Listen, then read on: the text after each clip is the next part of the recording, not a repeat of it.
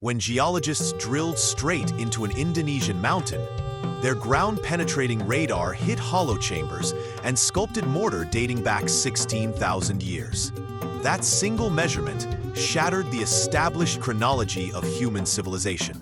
We are taught that our ancestors were nomadic hunter-gatherers during the last ice age. Yet core drill samples pulled from the dark depths of this ridge in West Java tell a radically different story. Today, we are dissecting an engineering crime scene that conventional archaeology insists cannot exist. The anomaly of Gunung Padang.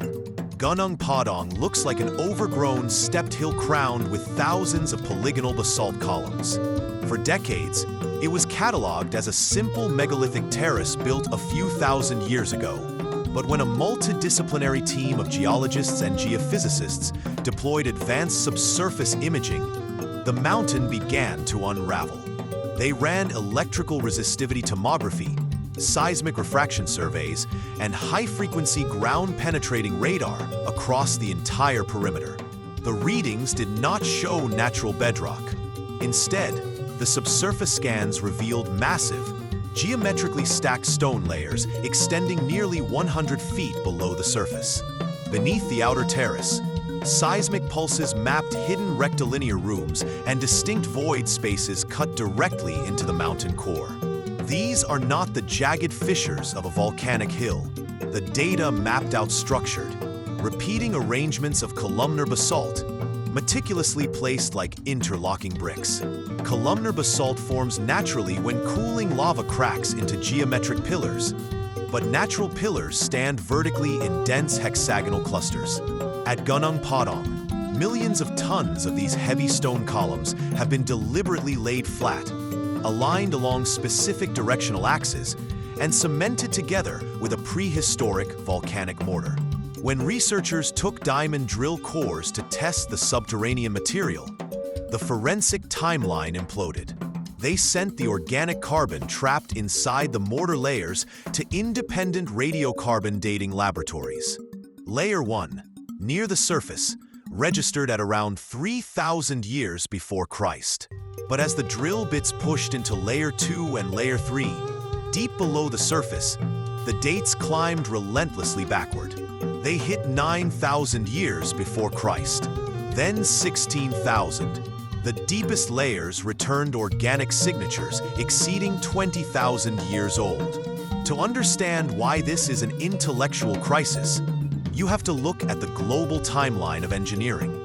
20,000 years ago, humanity was enduring the peak of the last glacial maximum. According to Orthodox history, there were no cities, no organized states, no complex stone masonry, and certainly no large-scale civil engineering projects. Yet here lies a multi-tiered megalithic complex requiring the quarrying, transporting, and precise structural assembly of entire mountain slopes of rock. This brings us to the missing builder's paradox. Massive construction requires an enormous energetic budget. You need a centralized administrative hierarchy, dedicated stone masons, heavy transport systems, and vast agricultural surpluses to feed thousands of full-time workers. Yet when archaeologists inspect the surrounding landscape for traces of Upper Paleolithic cities, they find absolute silence.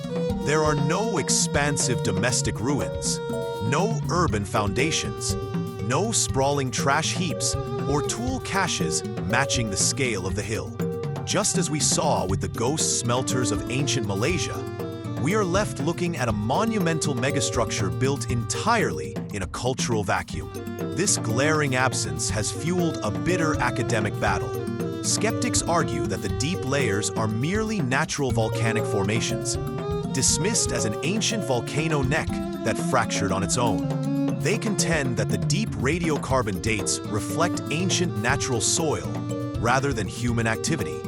But this explanation falters when confronted with the physical drill cores.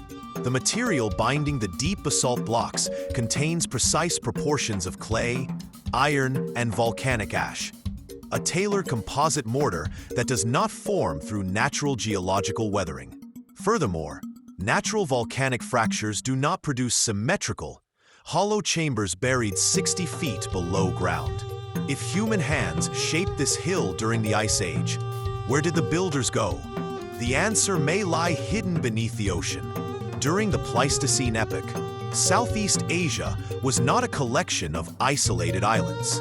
It was a vast, fertile continent known as Sundaland, stretching from the Asian mainland across what are now Sumatra, Java, and Borneo.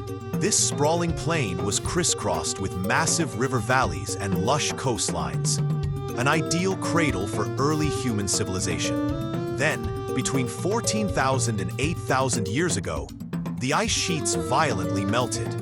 Rising seas swallowed millions of square miles of low-lying land, submerging entire river systems beneath the Java and South China Seas. If advanced coastal settlements existed across the Sundaland continent, they were drowned under hundreds of feet of water, leaving almost no trace on modern dry land. Gunung Padang sat high on an inland mountain ridge, safely above the catastrophic deluge. It was not a temporary camp or a mere domestic home. It was built as a permanent anchor in deep time, an engineered monument constructed so robustly that even millennia of tropical decay could not erase its core. Gunung Padang forces us to reconsider the entire narrative of human progress. We have long assumed that technology moves in a straight line from primitive caves to modern cities. But the forensic evidence in West Java suggests that sophisticated engineering rose, flourished, and was wiped out long before the history books began. Our ancestors were not primitive wanderers waiting for the dawn of agriculture. They were capable of colossal, deliberate architecture that defies every model we have built. We are only beginning to peel back the layers of our forgotten past. In our next investigation, we turn our attention from megalithic stone to impossible metallurgy, heading to the shores of Lake Victoria to examine ancient furnaces that burned hotter than anything known in the Western world.